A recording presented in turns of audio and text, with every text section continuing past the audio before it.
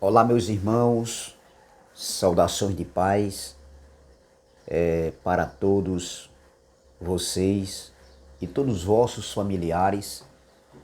Eu quero desejar um bom dia, uma boa tarde, uma boa noite, dependendo do horário em que vocês irão assistir a mais um conteúdo deste canal.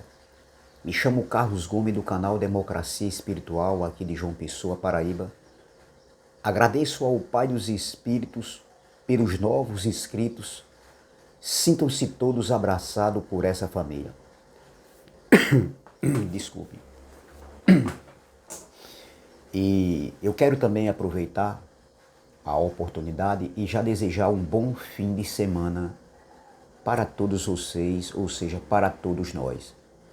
Dando continuidade a um estudo que eu venho trazendo no meu canal, na plataforma do YouTube, que tem como tema a justiça do Eterno na cruz e no juízo, parte 4.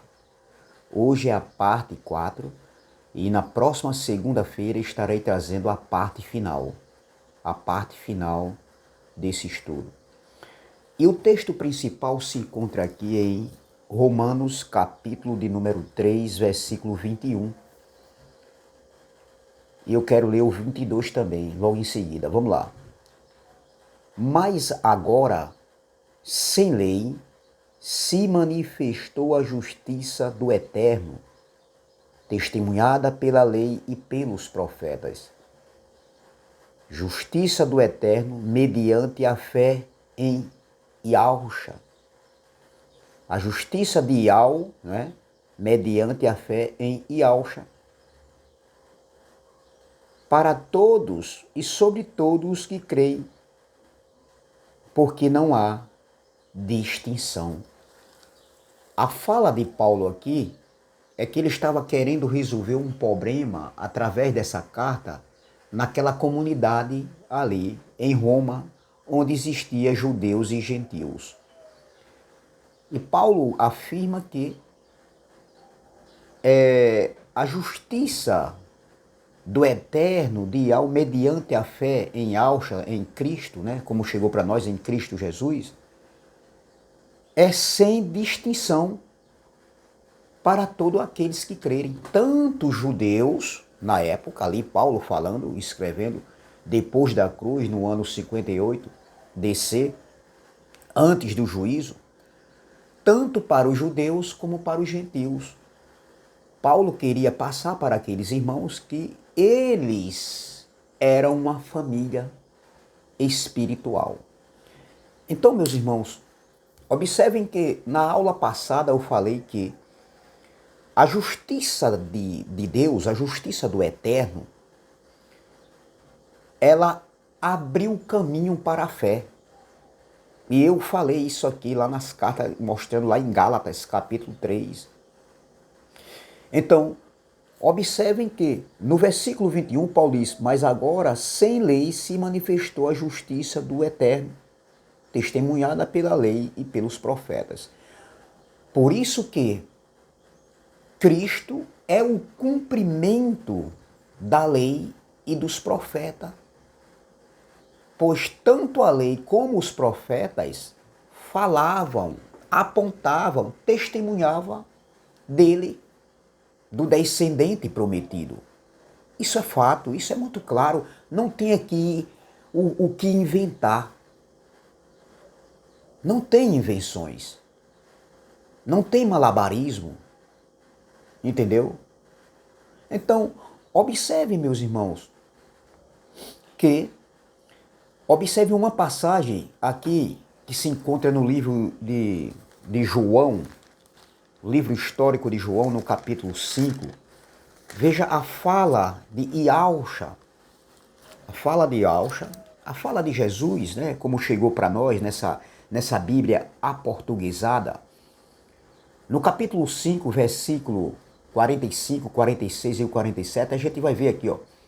Veja o que Jesus de Nazaré, o Cristo da carne, falou. Veja, versículo 45, diz assim: não penseis que eu vos acusarei. o que eu vim vos acusar. Essa é a fala do Messias, do descendente prometido. Não penseis que eu vos acusarei perante o Pai. Quem vos acusa é Moisés, ou seja, é a lei. Moisés aqui tipifica a lei de Moisés. Aqui não está falando de Moisés literalmente, está falando da lei de Moisés. Aí ele diz aqui, ó, em quem tendes firmado a vossa confiança. Porque se de fato cresces em Moisés, também creríeis em mim.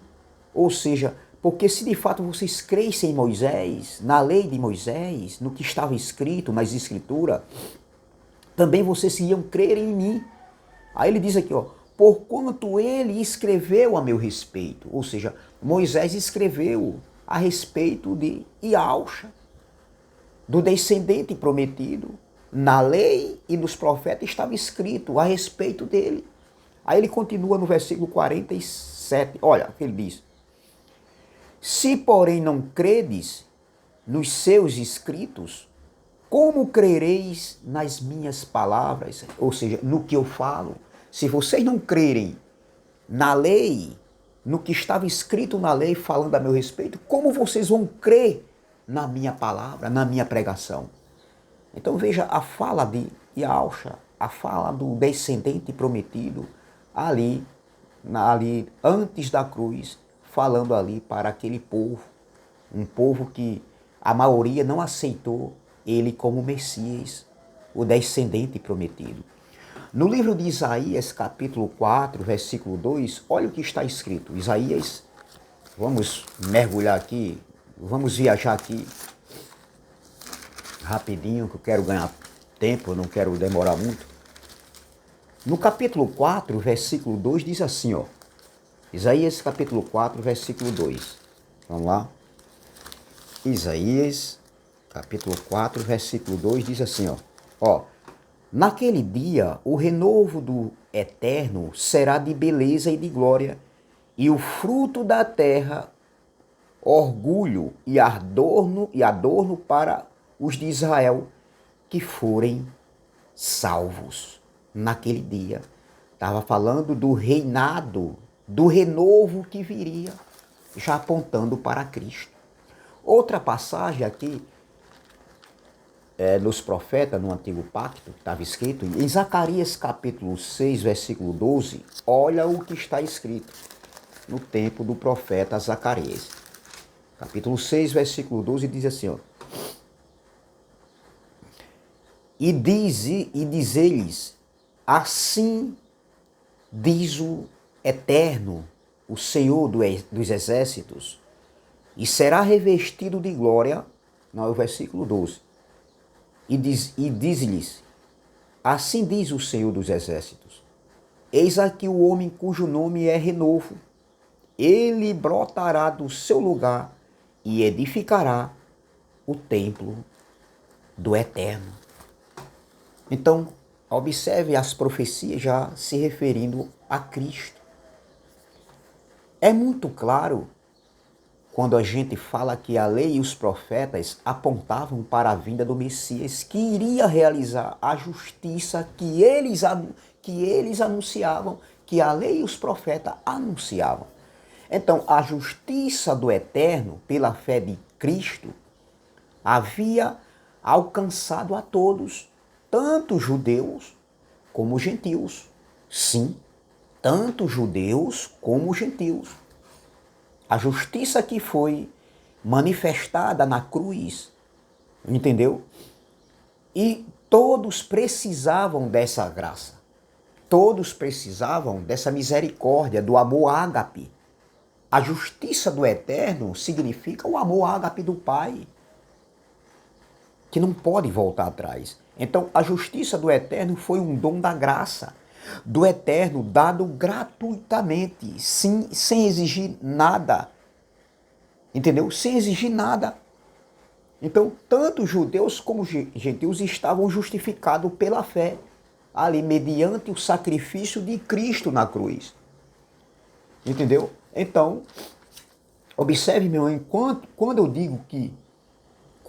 eu digo que preciso fazer o que já está feito, eu estou desvalorizando aquilo que Cristo fez na cruz. Eu estou desvalorizando a justiça do Eterno estabelecida na cruz, manifestada na cruz, na pessoa do Filho.